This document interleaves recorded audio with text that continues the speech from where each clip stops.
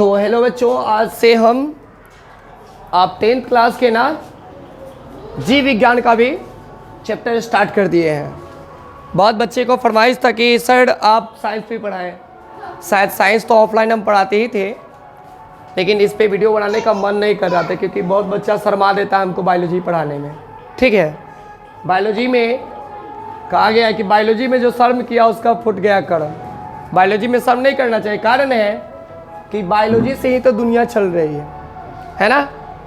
और आज हम लोग ना 10th क्लास के साइंस के जीव विज्ञान बायोलॉजी का जो चैप्टर जैव प्रक्रम प्रथम चैप्टर है ये, ठीक है ना। ये पहला चैप्टर है और इसका लेक्चर भी पहला ही है इस चैप्टर का।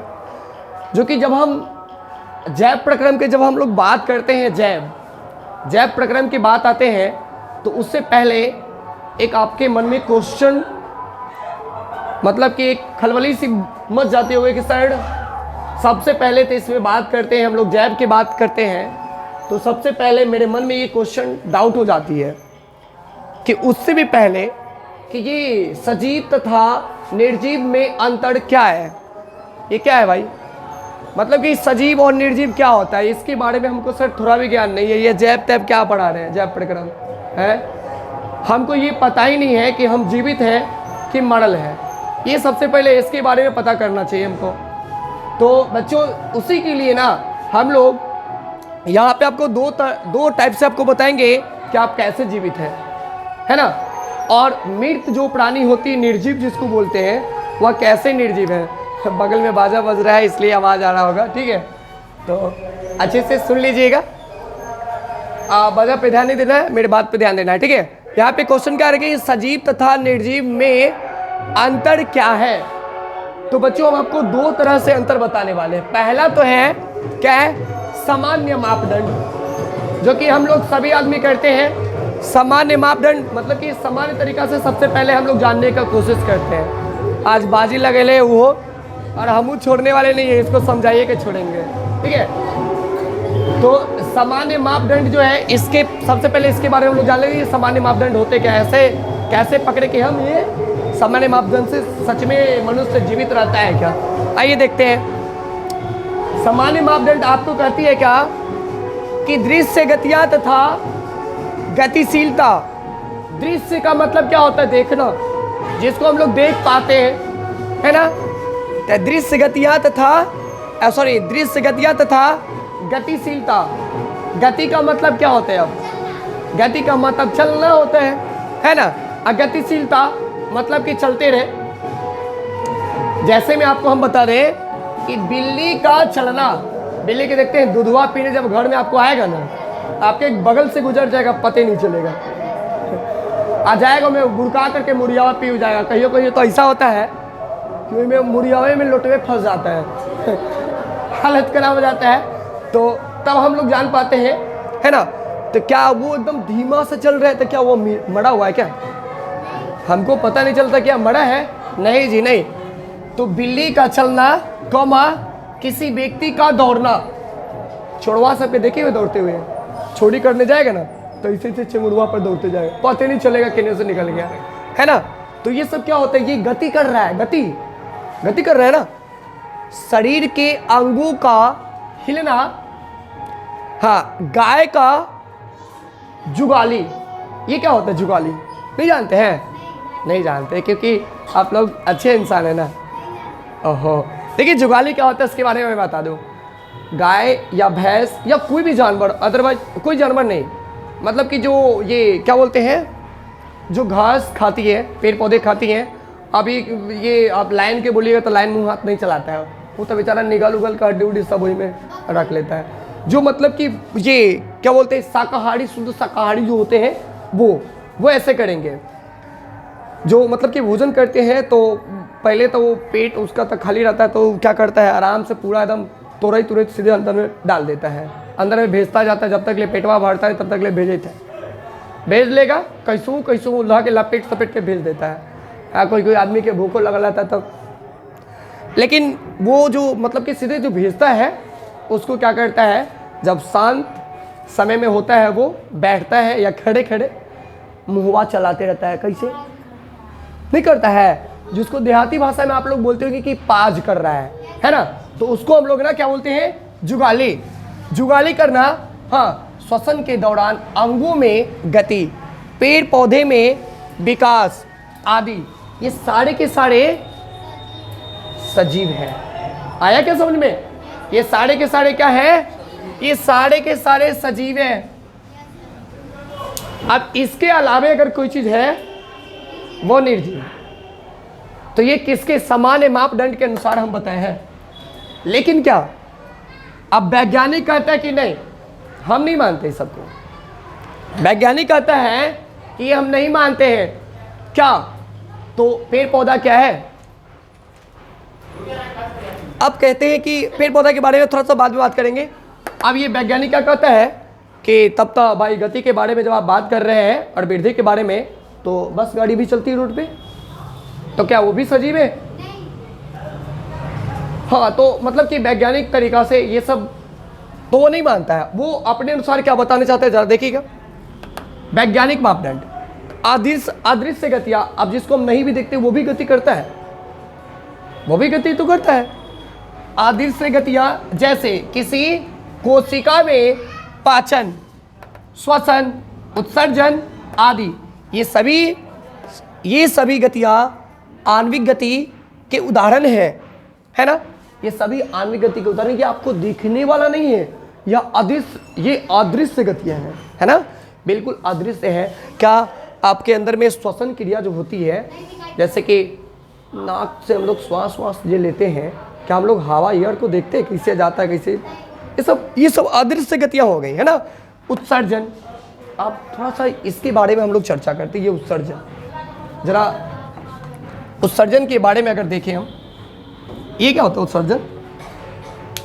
उत्सर्जन जो होता है, मनुष्य जो भोजन करते हैं, अब भोजन करते हैं उसके बाद इसमें से अनेक प्रकार के प्रोटीन सब जो निकलती है, जो ऊर्जा होती है, सारे ऊर्जा और प्रोटीन को अंदर में शरीर क्या करती है, ले लेती है। बाकी बात जो उसका अंश जो बच जाता है वह मल द्वार बाहर हो जाता है। मतलब कि हाँ, मल द्वार मतलब कि मल के द्वारे वो बाहर हो जाता है, तो वही उत्सर्जन कहलाता है ना। इसके बारे में हमको आगे डिटेल से पढ़ना है, थोड़ा सा भी बता दिए हैं। तो अब ये है आपका सजीव और निर्जीव में अंतर। तो हम लोग तो निर्जीव के बारे में बातें नहीं की। अब इसके अलावा जो भी चीज़ है सबके सब निर्जीव है। इसके अलावा अगर आपको कोई चीज़ दिखाई दे रहा है तो वो सबके सब निर्जीव है। अब हम लोग आते हैं डायरेक्ट चैप्टर पे, थोड़ा सा चैप्टर के बारे में हम लोग बात करेंगे। हाँ, जैव प्रक्रम। अब ये जैव प्रक्रम क्या होता है? जैव प्रक्रम क्या होता है? तो ये बिल्कुल देहतिया भाषा है, आप लोग थोड़ा सा अच्छे से कॉपरेट कीजिए, क्योंकि आप देखे होंगे एग्जाम देने जाते होंगे तो लिखता उस पे ऊपर लिखा होता है पहले हेडिंग लाइन से, विद्यार्थी यथासंभव अपने शब्दों में आंसर लिखें। रट के नहीं याद करना है मेरे साथ। जैव प्रक्रम, सजीवों के अंदर होने वाली वे सारी क्रियाएं जो उनके जिंदा रहने के लिए जरूरी है। जिंदा रहने के लिए जो चीज आप खाते पीते हैं, है ना, वो सारे के सारे जैव प्रक्रम कहलाते हैं, है ना। तो जैव प्रक्रम कहलाते हैं जैसे में पोषण, श्वसन, परिवहन, उत्सर्जन, जनन इत्यादि। अब इसमें एक टॉपिक सबसे पहला जो है ये क्या है? पोषण। पोषण को हम लोग उठाते हैं। ये पोषण क्या होता है? तो आपको ये पता हो गया क्या जैव प्रक्रम क्या है? मतलब कि व्यक्तियों को जिंदा रहने के लिए जो सारी चीज़ों की आवश्यकता होती है उसी को तो हम लोग जैव प्रक्रम बोलते हैं, है? एकदम सटीक परिभाषा है। आप क्या है? अब देखिए, तो उसमें जैसे में हम एक बात किए, जैसे कि हम लोग अगर श्वसन के लिए ये पोषण, हम लोग भोजन नहीं करेंगे तो जीवित नहीं रहेंगे।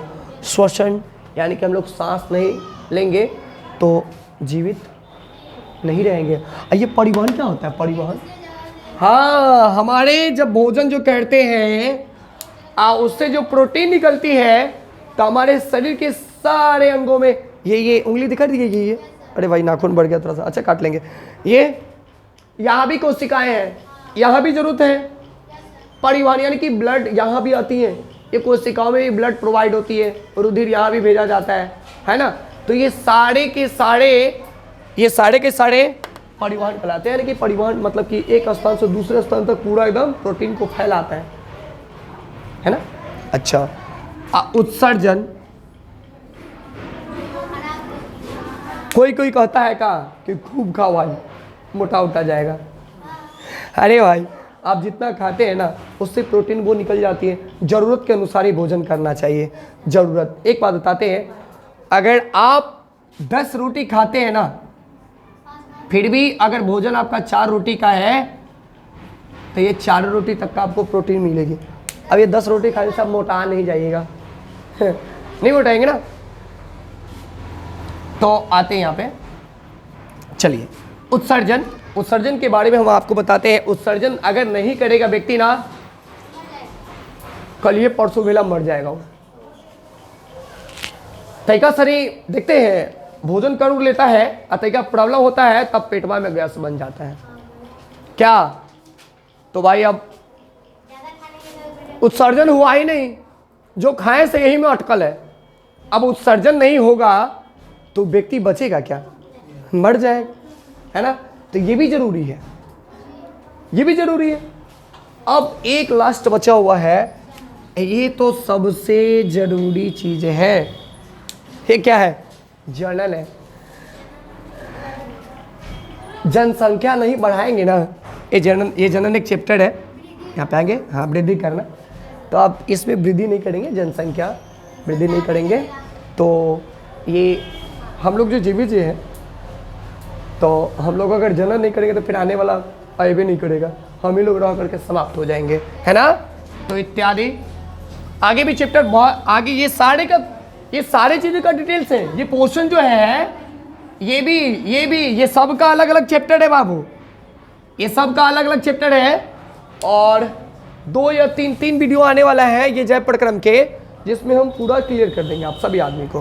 हालांकि ये सब का तो अभी थोड़ा सा बताने का कोशिश करेंगे। आइए उसी में से सबसे पहले ना हम लोग पोषण को उठा लिए।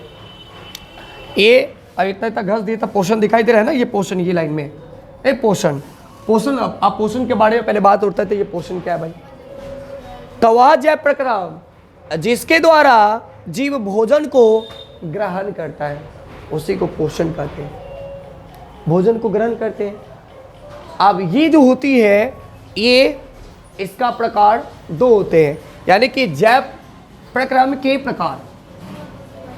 तो ये होते 2, एक होते हैं स्वपोषी और एक होते हैं स्वपोषण और परपोषण, ठीक है। अब परपोषण भी 3 भागों में बांटा गया। परपोषण का भी ये है, क्या है, मृतजीवी पोषण और परजीवी पोषण, और लास्ट है प्राणी संपोषण, ठीक है ना। तो एक बार आप लोग देख लीजिए, थोड़ा सा हम हट जाते हैं।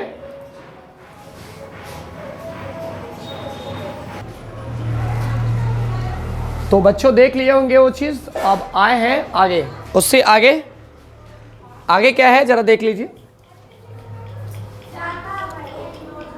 आगे है स्वपोषी पोषण, परपोषी पोषण। और स्वपोषी पोषण और परपोषी पोषण 2 था, यानी कि पोषण के प्रकार तो 2 था, यानी कि स्वपोषण और परपोषण था ना। और परपोषण के जो 3 प्रकार, परपोषण के प्रकार 1 2 3, 1 2 3, ये 3 थे ना। तो इसका भी डिफिनेशन हमने बनाया, और उसके बाद ना पढ़ेंगे पौधों में पोषण, ठीक है ना। हम लोग खाली जीवी पोषण भोजन नहीं करते हैं, पौधा भी करता है।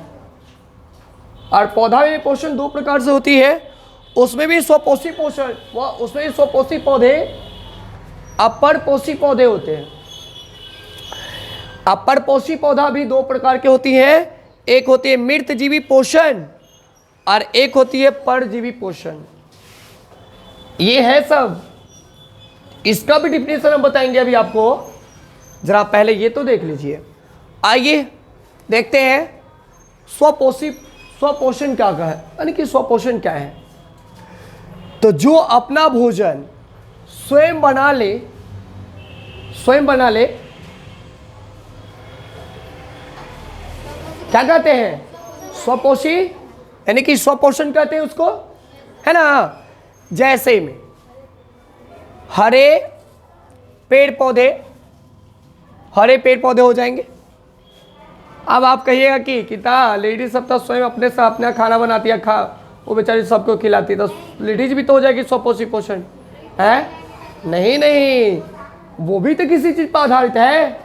वो क्या करती है? आटा, आलू, टमाटर से बहुत सारी चीज को काटती है तब ना खाती है। वो तो स्वयं उसको तैयारी करती है, लेकिन उस पे आश्रित है वो, उसको खाएगा तभी पेट भरेगा, ठीक है ना। लेकिन पेड़ पौधा जो है वह किसी से कुछ मांगता है क्या? वो क्या करता है कि अपने आप सूर्य प्रकाश की उपस्थिति में वो अपना भोजन बनाता है, ठीक है ना।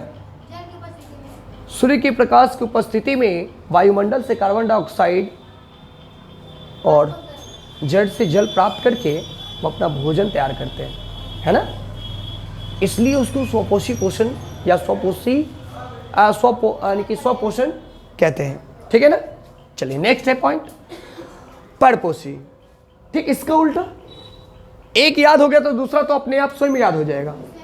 हाँ, स्वयं अपना भोजन नहीं बनाते हैं वह पोषण स्वयं भोजन ना बनाकर किसी दूसरे पर आधारित रहता है, आश्रित रहता है। आधारित रहे या आश्रित रहे, है ना, रहे। जैसे अमीबा, गोबर छत्ता, अरे भाई अमरबेल है, अमरबेल। अब ये देखिए, ये नया हम लाए हुए हैं। ऐसे तो आप बाघों को कह सकते हैं टाइगर, वो सब बाघ होता है, चीता होता है, भालू होता है, आदमी हो तो भाई वही है ना। ये थोड़ा सा अलग हटके है। अमरबेल को देखे हुए क्या? ना देखे हुए हैं।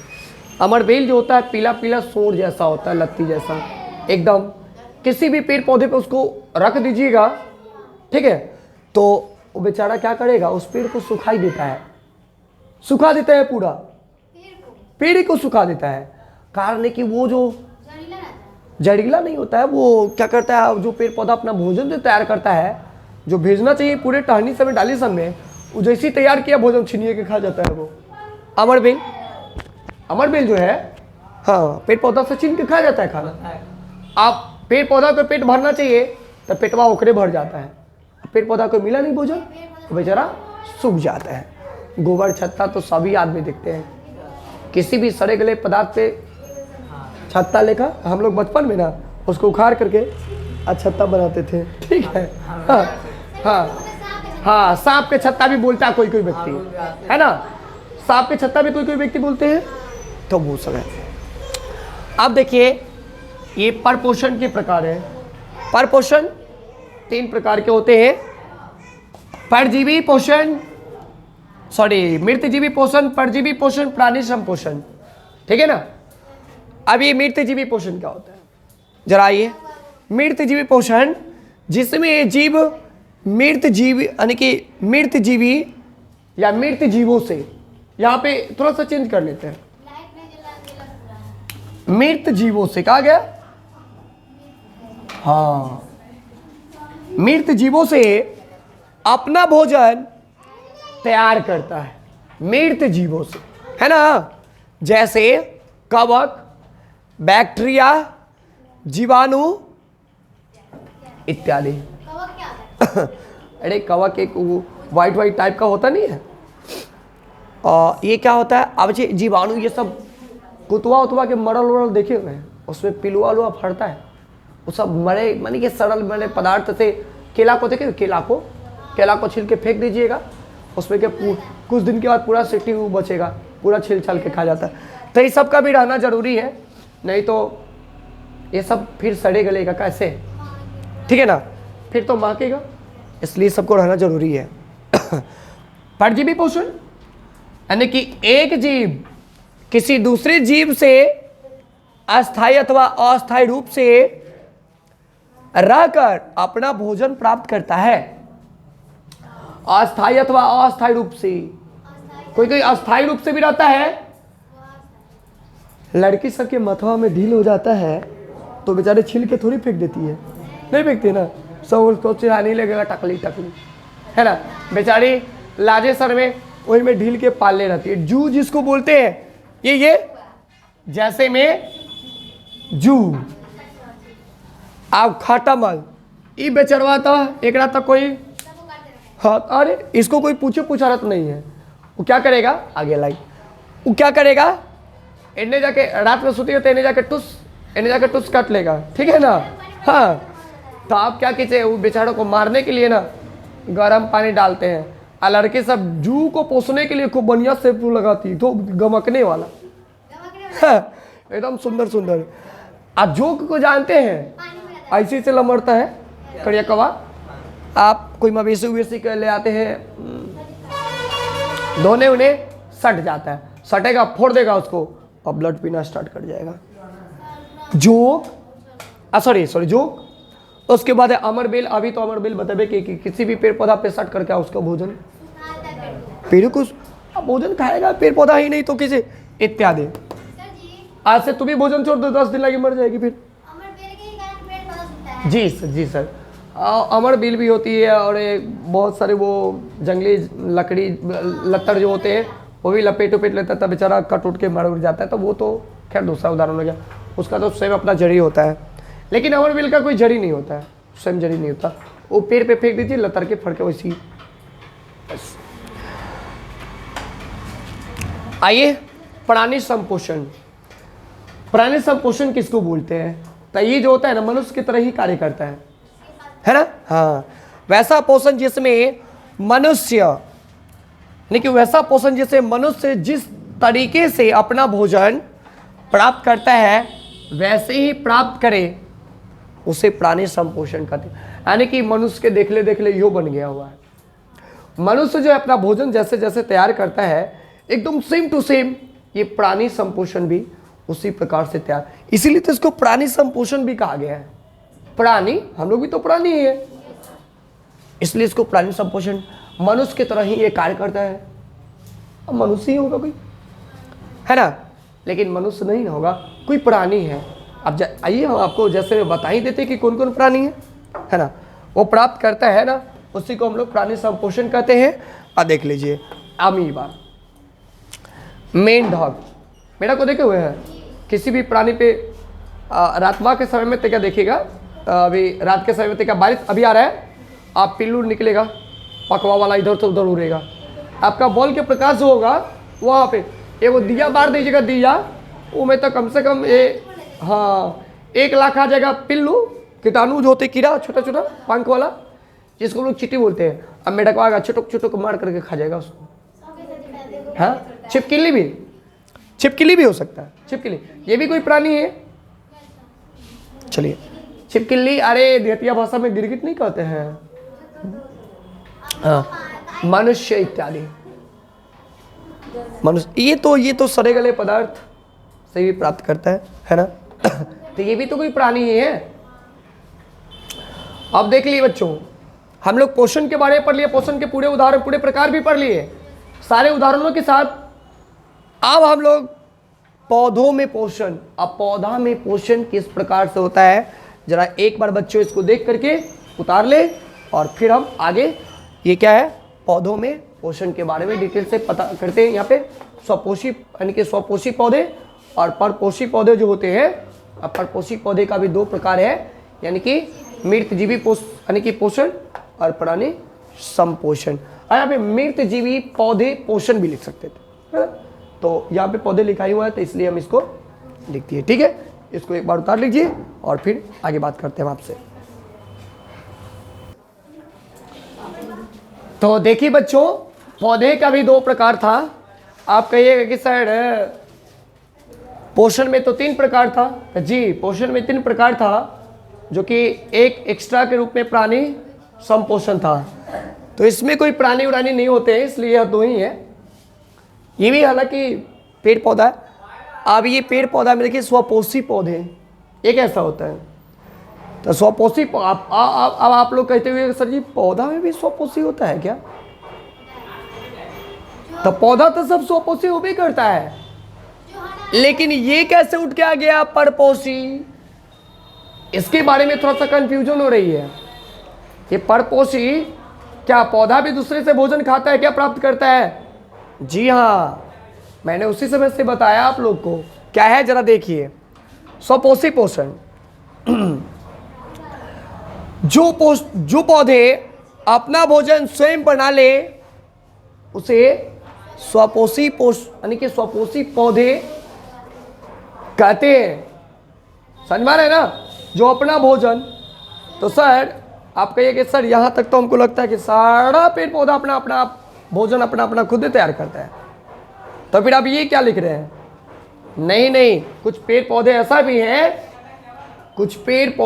भी हैं जो अपना भोजन ना बना करके दूसरे पेड़ पौधे पर आश्रित रहता है। वो जरा देखिए, आइए परपोषी पौधे के बारे में ही बात कर रहे हैं।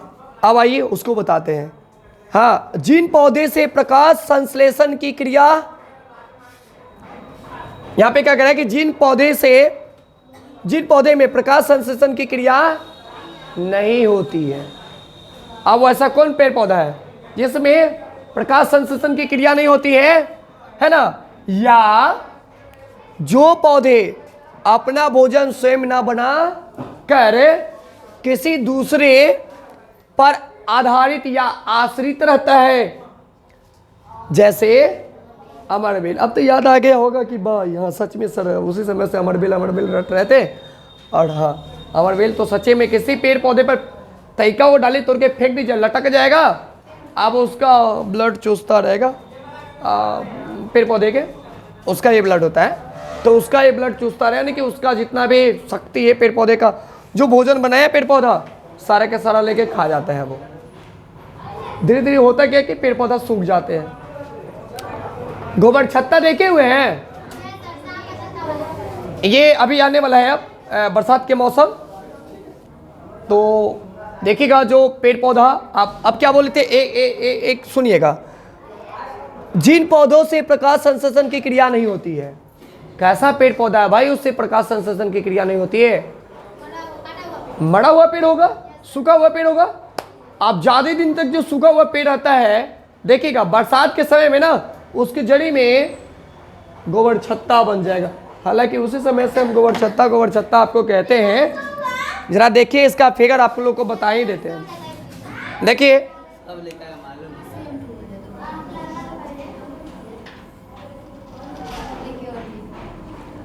मतलब कि अभी हम आपको बता देते हैं कैसा होता है गोबर छत्ता।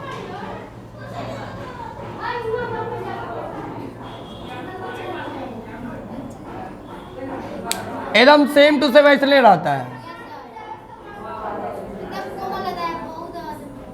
इतना ही पत्रका डंडी नहीं रहता, ऊपर पातर और नीचे आते आते कैसा नहीं मोटा हो जाता है। ये है आपका गोबर छत्ता, और ऊपर से बिल्कुल प्लेन एकदम पूरा सफेद एकदम पिछड़ा हुआ। हम तो छुए हुए हैं, बच्चा में तो खूब खेलते थे उसे तोड़ के छत्ता वाला। हाँ, एकदम पूरा बिल्कुल सॉफ्ट होता है, एकदम बिल्कुल सॉफ्ट, साबुन की भांति एकदम पूरा बिल्कुल सॉफ्ट। उस पर हाथ रखेगा तो तुरंत ही पिछल जाएगा, हाथ वाला कहते जाती तो उसमें से पानी निकलेगा, मतलब उसमें भी जान होता है। लेकिन क्या होता है ना, वह मृत जीवी के श्रेणी में आ जाता है। अब ये सब पेड़ पौधे आप देखिए, या क्या लिखा हुआ है, परपोषी पौधे के प्रकार। अब परपोषी पौधे के भी प्रकार होते हैं, ये कितने? 2, मृत जीवी, परजीवी। इसमें एक हट चुका है, वह क्या है? प्राणी संपोषण, ये हट चुका है। तब ये इसमें प्राणी उड़ानी होता नहीं है, इसलिए इसको हटा दिया गया। अब देखिए मृतजीवी पोषण। मृतजीवी पोषण क्या होता है कि वैसा पोषण जिसमें कोई मरे हुए पेड़ पौधे से अपना भोजन स्वयं तैयार करते हैं। यह करता था स्वयं तैयार, अभी जो बनाए थे ना गोबर छत्ता, हाँ यहाँ हाँ यही जो होता है, यही जो होता है, यही ये क्या करता है ना, ए बाबू लाइट थोड़ा लगा के ही तो पूर्व में जाई तो थोड़ा सा लाइट लगा के ही, 1 मिनट थोड़ा सा लाइट कट गई है, आई जल्दी लगा करके। तो देखिए मतलब कि ये जो गोबर छत्ता जो है देखिएगा बरसात के मौसम में है ना ये उगता है, और मृतजीवी से, अभी पेड़ पौधा के बारे में ना बोले थे कि पेड़ पौधा जब मरा हुआ होता है बरसात के समय में उसमें उग जाता है ना, तो क्या बोलते हैं कि मृतजीवी पोषण। मृतजीवी पोषण किसको बोलते हैं? वैसा पोषण, आ गया लाइट देख लीजिए, वैसा पोषण जिसमें कोई मरे हुए पेड़ पौधे से अपना भोजन तैयार करे, उसे मृतजीवी पोषण कहते हैं, उसे मृतजीवी पोषण कहते हैं। यहां पे है छूट गया, मृतजीवी, उसे मृतजीवी पोषण कहते हैं, जरा लिख लीजिएगा, कहते हैं। उसके बाद लिखिएगा जैसे, है ना, गोबर छत्ता, गोबर छत्ता जो होता है वह मृतजीवी पौधे से, है ना, अपना भोजन तैयार करता है। नेक्स्ट है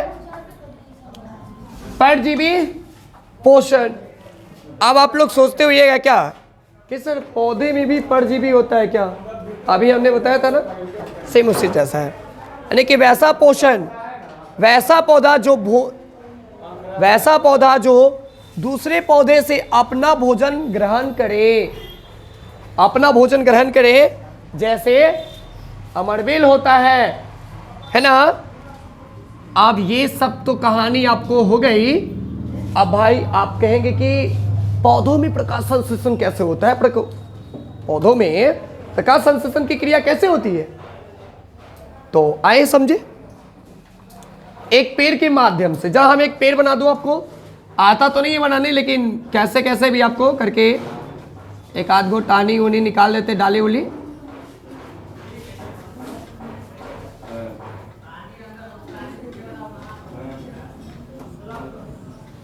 एक मिनट थोड़ा सा ये बना लेते हैं।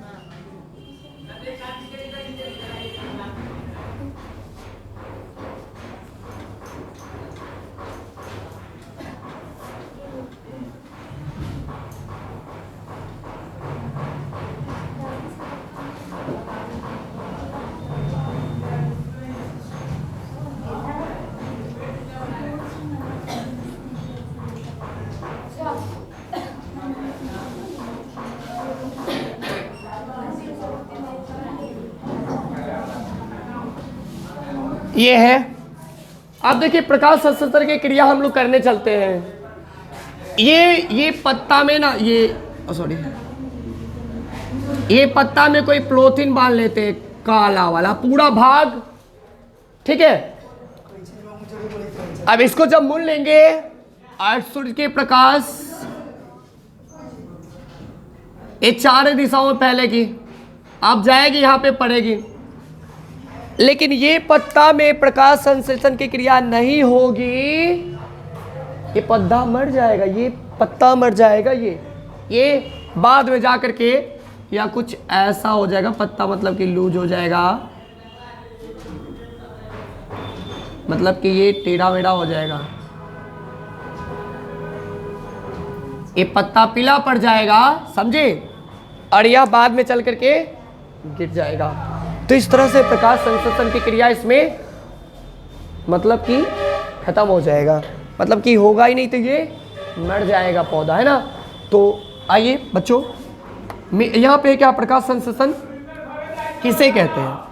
तो पौधों में भोजन जिस विधि द्वारा निर्माण होता है उसे प्रकाश संश्लेषण कहते हैं। एक बार और, पौधों में भोजन, पौधों में क्या कहते हैं कि पौधों में भोजन जिस विधि द्वारा निर्माण होता है उसे प्रकाश संश्लेषण कहते हैं, है ना।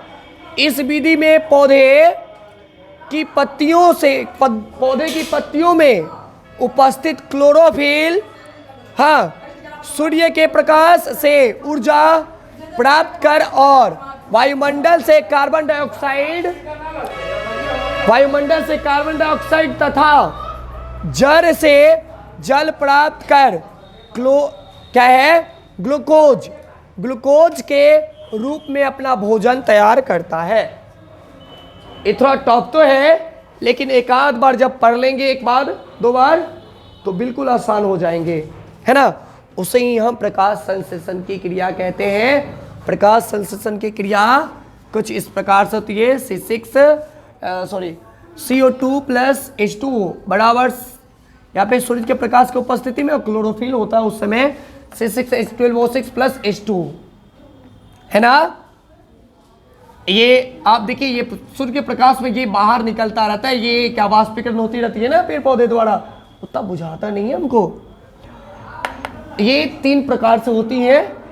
एक तो है सूर्य प्रकाश का अवशोषण, सूर्य के प्रकाश के अवशोषण करती है, यानी कि लेती है, यानी कि सूर्य इससे क्या सनलाइट, सन एस से सन, एल से लाइट, यानी कि सनलाइट जब लेती है ना, तो उसके बाद यह अवशोषण करती है, पेड़ पौधा उसको अवशोषण करती लेती है। अगला है H2O बराबर H2 प्लस O2। आप देखिए यहाँ पे ये संतुलित नहीं किया गया है, आएंगे केमिस्ट्री में रासायनिक समीकरण में, रासायनिक समीकरण को संतुलित कैसे करते हैं, हालांकि आप लोग को ऑफलाइन समझा दिए, ऑनलाइन भी वीडियो उसका तैयार होगा, समझ लेंगे। और ये तीसरा नंबर पॉइंट जो है CO2 प्लस H2, है ना, तो इससे C6H12O6 बनता है, ठीक है। ये 3 विधि द्वारा प्रकाश संश्लेषण की क्रिया होती रहती है। एक थोड़ा सा अब लास्ट पॉइंट बचा है क्या, कि प्रकाश संश्लेषण के आवश्यक घटक कौन कौन से हैं। तो प्रकाश संश्लेषण के आवश्यक घटक सूर्य प्रकाश, CO2 यानी कि कार्बन डाइऑक्साइड, है ना, जल और क्लोरोफिल, ये चारों के माध्यम से ही, है ना, पेड़ पौधे अपने भोजन बनाते हैं, तैयार करते हैं। उसी को हम लोग इसको इंग्लिश में, एक मिनट, इसको इंग्लिश में फोटोसिंथेसिस कहते हैं, ठीक है। तो बच्चों आज के लिए फर्स्ट लेक्चर इतना ही रहेगा, फिर हम लोग अगले लेक्चर के साथ इससे आगे बात करेंगे, है ना। आज के लिए इतना ही। आप लोग बहुत ही अच्छे से इसको पढ़ें और समझें, बार बार सुनते रहें।